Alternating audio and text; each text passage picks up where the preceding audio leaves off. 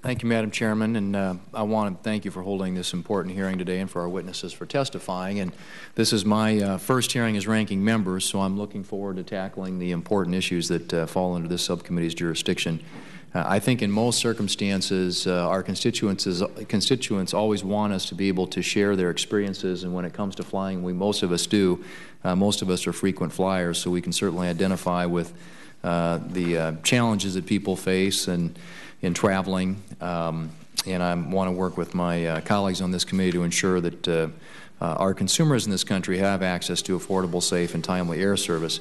Our nation's airspace and the almost 25 million square miles of oceanic airspace that the FAA is tasked with monitoring involves roughly 15,000 air traffic controllers and almost 1,300 civilian contract controllers and more than 9,500 military controllers. So together they ensure that our nation has one of the safest aviation systems in the world.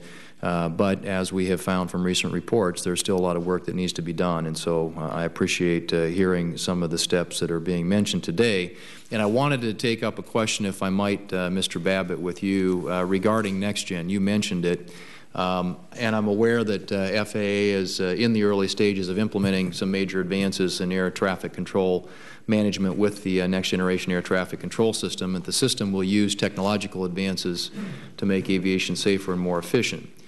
In some cases, aircraft will also be flying closer together more safely. That's the plan. To what extent, if at all, do you see the next-gen system preventing or reducing incidents that could be caused by controller errors?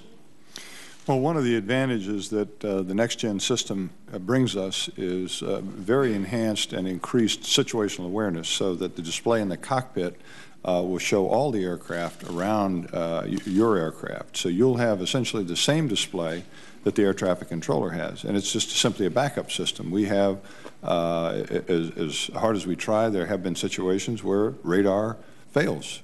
Sometimes it's for a few moments, a few seconds, but when airplanes are closing at a closure rate of 8 miles a minute each, combined closure rate of 16 miles a minute, 20 seconds is a long time. And having that situational awareness and warnings that you would get from that type of situational awareness increase and warning technology could be a huge lifesaver. So yes, it gives us a much better situational update and more timely.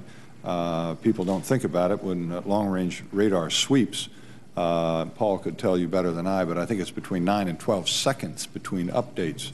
Airplanes go a long ways in 12 miles, so that's when they update themselves again. So these are instantaneous. They're constantly showing the accurate position of where the aircraft are. Is there anything in the next-gen system that could be improved that might help alleviate problems that are caused by controllers falling asleep?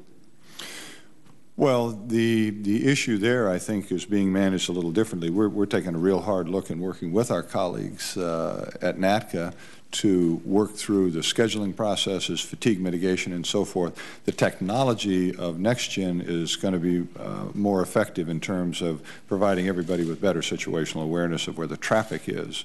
But no, I don't see the relationship, you know, to alertness. Okay. And I don't want to, if anybody else on the table or the panel would want to respond to that, feel free to. I was directing that to Mr. Babbitt. But I also wanted to point out, I guess, over the next 10 years, we're going to be looking at 11,000 new controllers being hired and trained. And so I would direct this to you, Mr. Babbitt, as well. But are there any programs in place that would be able to identify who might be more adept or who might have the greatest difficulties of working in midnight shifts? Is there any way that you can identify those types of things when you're evaluating personnel? Dr. Malinke probably shed a little more light on I'd be profiling. happy, Doc, if you could. But no, one of the things that we did just in terms of overall training, this morning I kicked off our sort of blue ribbon panel, if you would, a group that we've selected in this overall review of air traffic control training. And this panel of 5 is going to look at every segment of how we hire, how we train, how we requalify our controllers. Are we teaching them the right things? Is the curriculum right? Are we you know, getting the right ratios through our school? And these are all individual experts in their fields. So I'm looking forward to their report to us to help us improve the training of the controllers. Yeah. Mr. Blank. Senator Thune, the people who are morning types do not do as well in shift work as people who are evening types. This is actually a difference in their circadian rhythm, with the trough being earlier in the morning types, later in the evening types. This is a physiological difference between people. So evening types do better.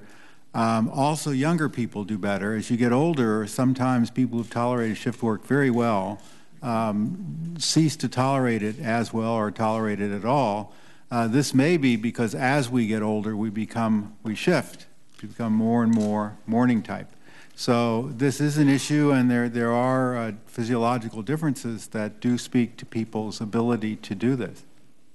Well, it just seems like that with that kind of information, that managers might be in a better position to schedule and mitigate potential issues for controllers before they happen, if that kind of information and data is available. And it sounds like it is. It is.